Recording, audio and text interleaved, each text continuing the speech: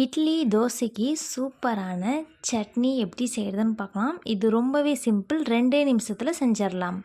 அதுக்கு ஒரு மிக்ஸி ஜாரில் 7 வரமிளகா, 6 பல்லு பூண்டு, 20 சின்ன வெங்காயம், கூடவே 3 மீடியம் சைஸ் தக்காளியை கட் பண்ணி வச்சுருக்கேன். அதையும் சேர்த்துக்கலாம்.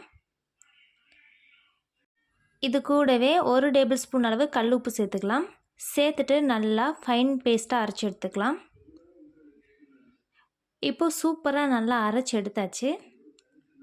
இப்போது நம்ம தாளிப்பு ரெடி பண்ணிடலாம். ஒரு கடாயில் 2 டேபிள் ஸ்பூன் அளவுக்கு நல்லெண்ணெய் ஊற்றிக்கலாம். எண்ணெய் நல்லா காஞ்சதுக்கப்புறமா 1 டீஸ்பூன் அளவு கடுகு உளுந்தம் பருப்பு சேர்த்து நல்லா பொரிய விட்டுக்கலாம். கடுகு நல்லா பொரிஞ்சதுக்கப்புறமா ஒரு கொத்து கருவேப்பிலை சேர்த்துக்கலாம். இப்போது அரைச்சி வச்சுருந்த சட்னியை சேர்த்துக்கலாம். சேர்த்துட்டு மிக்ஸி ஜாரை அலசி தண்ணி சேர்த்துக்கலாம்.